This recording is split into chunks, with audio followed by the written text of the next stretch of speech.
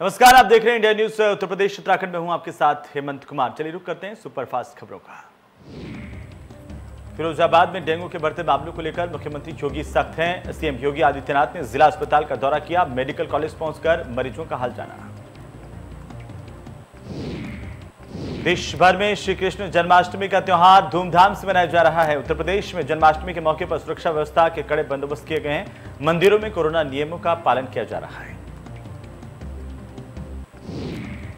श्री कृष्ण जन्माष्टमी के मौके पर राष्ट्रपति रामनाथ कोविंद ने देशवासियों को बधाई दी है। उन्होंने ट्वीट करते हुए लिखा, मेरी कामना है कि यह त्योहार सभी के जीवन में सुख, स्वास्थ्य और समृद्धि का संचार करे। श्री कृष्ण जन्माष्टमी के मौके पर पीएम नरेंद्र मोदी ने भी देशवासियों को ट्वीट करते हुए शुभकामनाएं दी।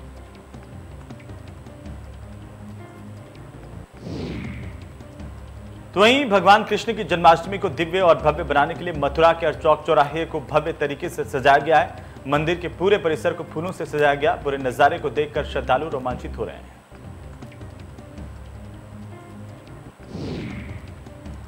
कृष्ण जन्माष्टमी के मौके पर जहां मथुरा और वृंदावन में धूम मची हुई, वहीं कृष्ण के ससुराल भी इसमें पीछे नहीं है।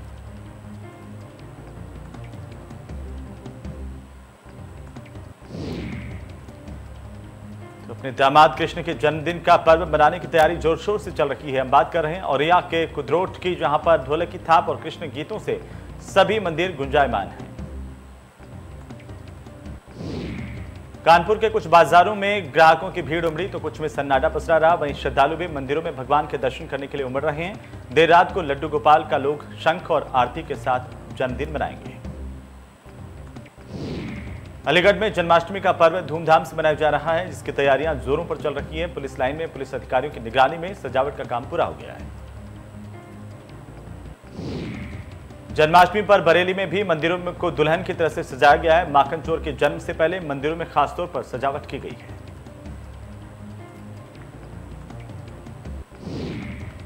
देश में जन्माष्टमी का पर्व हर्षोल्लास के साथ मनाया जा रहा है। वहीं नोएडा के सेक्टर 33 में इस्कॉन मंदिर में जन्माष्टमी के पर्व को अनोखे तरीके से मनाया जा रहा है। जन्माष्टमी के मौके पर इस्कॉन मंदिर में श्रद्धालुओं को दर्शन की व्यवस्था ऑनलाइन की गई है। फेसबुक और यूट्यूब के माध्यम से भक्तगण कान्हा के दर्शन कर पाएंगे, क्योंकि भक्तों को कोरोना की वजह से मंदिर में प्रवेश की अनुमति नहीं दी गई है।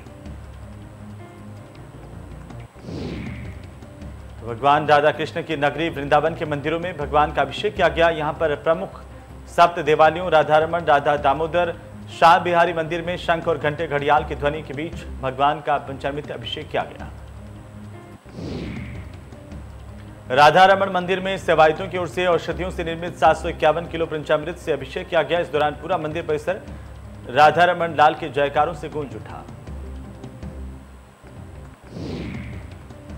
प्रधानमंत्री आवासीय योजना के लाभार्थियों को मुख्यमंत्री योगी आदित्यनाथ ने सौगात दिए। 2,853 लोगों के खातों में ट्रांसफर किए गए 1,341 करोड़ रुपए। सीएम योगी आदित्यनाथ ने कहा कि मेरे लिए अत्यंत प्रसन्नता का विषय है, आज श्री कृष्ण जन्माष्टमी के मौके पर आप सभी को प्रधानमंत्री आवास योजना का लाभ मिला है। सीएम योगी ने कहा कि अच्छी सरकार चुनी जाती है तो कैसे बिना भेदभाव और तकनीक के प्रयोग से कैसे शासन की योजनाओं का लाभ मिलता है।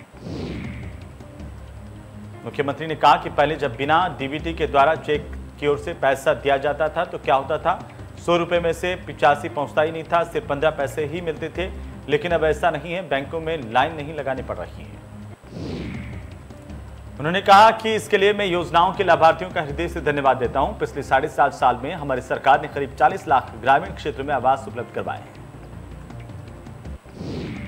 सीएम योगी ने कहा कि पीएम स्ट्रीट वेंडर्स स्वनिधि योजना में उत्तर प्रदेश ने पहला स्थान प्राप्त किया। जितने भी स्ट्रीट वेंडर्स थे वो रोज कमाई करने वाले थे। कोरोना काल में उनकी जरूरतें थी। प्रधानमंत्री ने आत्मनिर्भर भारत योजना के तहत स्वनिधि योजना लागू की थी।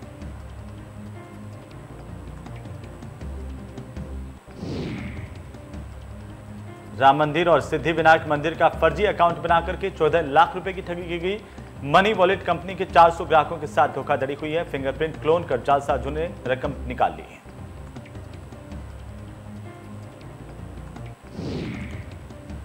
हमीरपुर में कोरोना टीकाकरण में जिले को प्रदेश में 9वां स्थान मिला है। 49% लोगों को टीके लगे।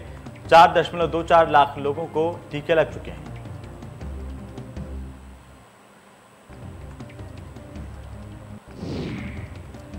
1 करोड़ रुपए खर्च करने के बाद भी अंबेडकर और कांशीराम के स्मारकों के मरम्मत का काम घटिया है।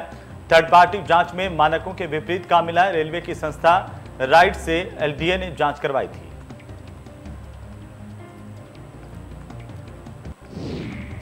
सीतापुर में 3 महीने से बाढ़ का दंश झेल रहे नखा के लोग, ग्रामीणों को नहीं मिल रहा राहत सामग्री का लाभ, प्रशासन पर मदद नहीं करने के आरोप।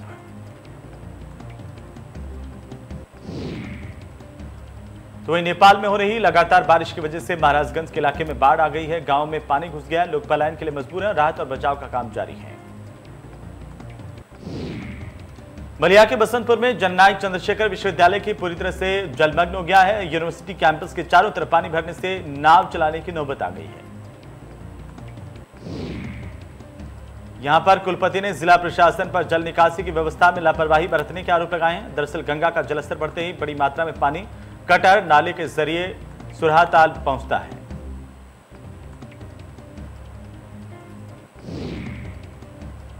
तो गोंडा में लगातार बढ़ रहा घाघरा नदी का जलस्तर खतरे के निशान से 50 सेंटीमीटर ऊपर पहुंची। घाघरा नदी बैराजों से घाघरा नदी में पानी छोड़ा गया। करीब 3,43,000 क्यूसेक पानी छोड़ा गया। एल्गिन चरसड़ी बांध के करीब तेजी से हो रही कटान और कटान से नदी की धारा में समाई 800 बीघा फसल। चंदापुर किटौली गांव के पास बांध में तेजी से कटान होने की खबर है। जन्माष्टमी को लेकर के योगी सरकार का बड़ा फैसला, नाइट कोरोना कर्फ्यू में दी विशेष छूट। जन्माष्टमी की रात को नहीं रहेगा नाइट कर्फ्यू। पुलिस लाइन में मनेगी भव्य तरीके से जन्माष्टमी। बहुजन समाज पार्टी की प्रबुद्ध वर्ग विचार गोष्ठी सम्मेलन जारी है। गोंडा में विचार गोष्ठी का आयोजन किया गया। बीएसपी के महासचिव सतीश चंद्र मिश्रा ने संबोधित किया। तो राजा भैया के चुनावी समर में उतरने की तैयारी, अपनी पार्टी के लिए जनता से आशीर्वाद मांगेंगे राजा भैया। 31 अगस्त से जनसेवा संकल्प यात्रा की शुरुआत की जाएगी। पुलिस का ऑपरेशन क्लीन जारी। जवाबी फायरिंग में आगरा का एक बदमाश हुआ ढेर। ग्रेटर नोएडा में पुलिस की गोली से घायल हुआ एक बदमाश। हमीरपुर में हत्या चढ़ा 25,000 का इनामी। टोक्यो पैरालंपिक में भारत के जेवलिन थ्रोअर्स का धमाकेदार प्रदर्शन जारी है। सुमित अंतिल ने भारत को इस प्रतियोगिता में तीसरा पदक दिलाया है। उन्होंने पुरुषों के F64 वर्ग के फाइनल मुकाबले में स्वर्ण पदक जीता है। टोक्यो पैरालंपिक खेलों में भारत की पैराशूटर अवनी लेखरा ने इतिहास रच दिया है। अवनी ने महिलाओं की 10 मीटर एयर राइफल स्टैंडिंग सच 1 इवेंट में नया पैरालंपिक रिकॉर्ड बनाते हुए गोल्ड पर निशाना साधा। अवनी लेखरा ने कुल 249.6 का स्कोर बनाया, जो कि पैरालंपिक खेलों के लिए नया रिकॉर्ड है। पैरालंपिक्स के इतिहास में भारत का शूटिंग में यह पहला स्वर्ण पदक है। पैराशूटर अवनी लेखरा की जीत पर प्रधानमंत्री ने ट्वीट करते हुए बधाई दी। उन्होंने लिखा कि वास्तव में भारतीय खेलों के लिए विशेष क्षण है। तो पैराशूटर अवनी लेखरा की जीत पर कांग्रेस नेता राहुल गांधी ने भी बधाई दी है। राहुल गांधी ने ट्वीट करते हुए लिखा कि एक और बेटी ने भारत को गौरवान्वित किया है।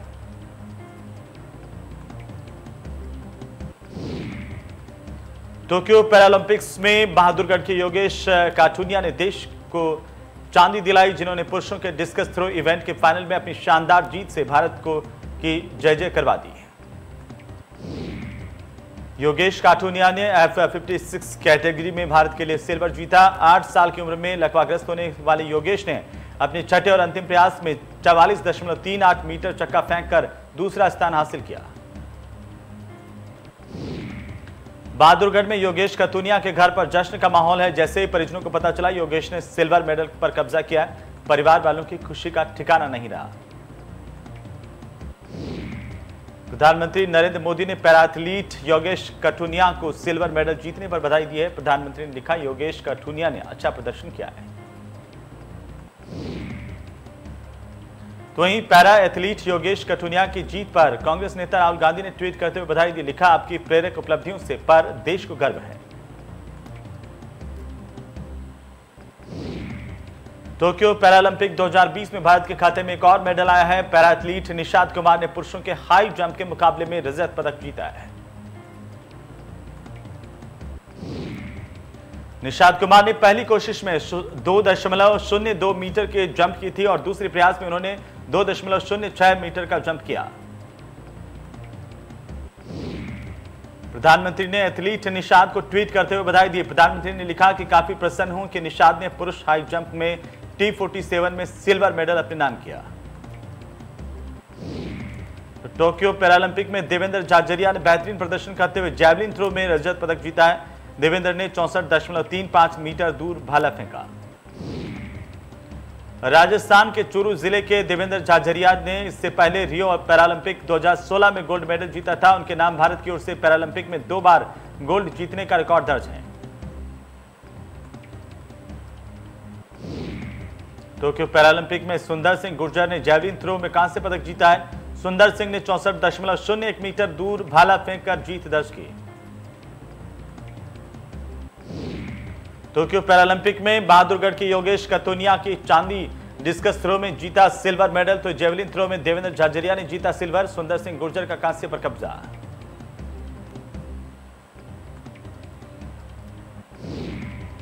कोरोना की तीसरी लहर को देखते हुए प्रशासन की सख्ती, नाइट कर्फ्यू का उल्लंघन करने पर 10 दुकानदारों पर मुकदमा। कालिका हट और कालिका स्वीट्स के संचालक के खिलाफ एफआईआर दर्ज की गई। लखनऊ में आईएएस रजनीश दुबे के निजी सचिव ने खुद को गोली मार ली। सचिवालय में निजी सचिव ने अपने आप को गोली मारी। बापू भवन के 8वें फ्लोर पर यह घटना हुई।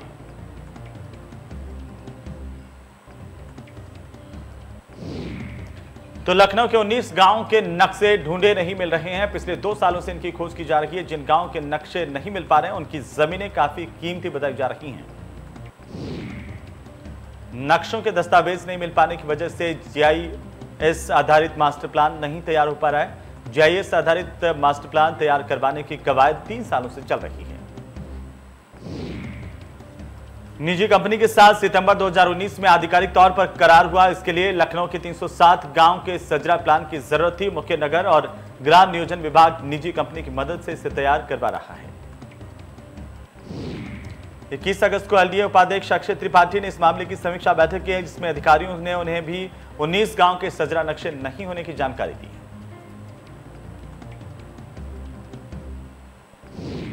यूपी के मेरठ में जिला सहकारी बैंक के अध्यक्ष मनिंदर पाल सिंह को जान से मारने की धमकी देने का मामला सामने आया। मेरठ के करीब पलपुरम निवासी जिला सहकारी बैंक के अध्यक्ष मनिंदर पाल सिंह ने पुलिस को बताया कि शनिवार की रात को 9:06 पर उनके मोबाइल पर धमकी दी गई। मनिंदर सिंह पाल बीजेपी के स्थानीय नेता भी हैं।